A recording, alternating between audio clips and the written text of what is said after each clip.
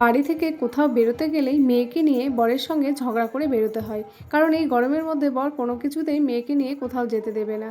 তো হ্যালো বন্ধুরা, সবাই কেমন আছো? আশা করছি সবাই খুব ভালো আছো। আমিও কিন্তু মোটামুটি বেশ ভালোই আছি। কয়েকদিন ধরে রাধা মাধবের কিন্তু ঝুলন যাত্রা অনুষ্ঠিত হচ্ছে। আমি এতটাই অধম, কয়েকদিনের মধ্যে আজকে প্রথম যাচ্ছি সেই মন্দিরে আমার ছোট্ট রাধারানীকে নিয়ে। আমার রাধারানী এবার প্রথম বছর ঝুলন যাত্রা দেখবে। আর এই মন্দিরটি না আমার বাড়ির একদম পাশেই। মন্দিরের জায়গাটা একটুখানি ছোট, ভক্ত সংখ্যা অনেকটাই বেশি। এমনিতেই তো গরম খুব বেশিই পড়েছে, যার জন্য গরমটা মন্দির চত্বরে আরও বেশিই লাগছে।